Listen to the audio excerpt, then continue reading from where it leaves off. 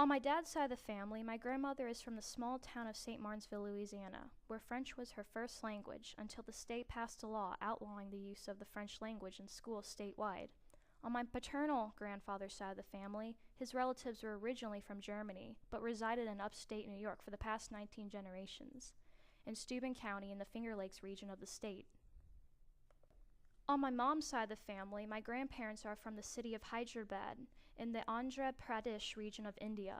My mother was born and raised in India and moved to the U.S. This makes me half Indian, part German, part Dutch, and part French.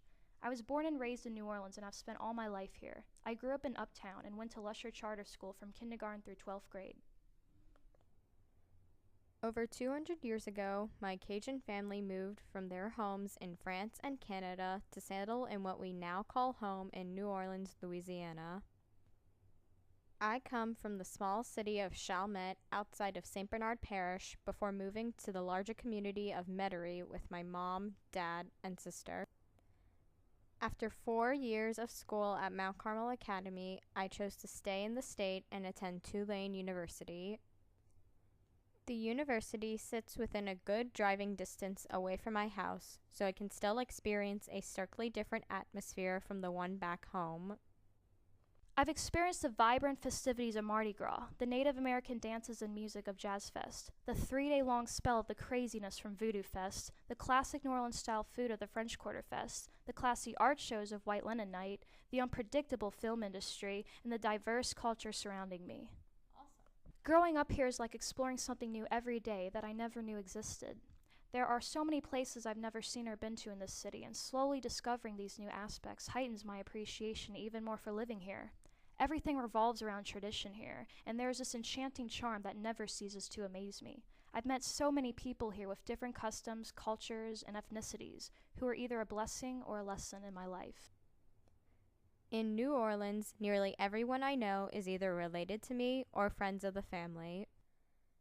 Every year, there would be Thanksgiving, Christmas, or even birthday parties or cookouts with all of those friends and families with shrimp, crawfish, and other things made by my dad for the occasion. Football season also qualified as a family gathering with members coming around the house just to stay for hours on end to cheer on for the home team, the Saints. Mardi Gras would start just down the street with the local parades throwing pounds of beads to kids on ladders and trucks.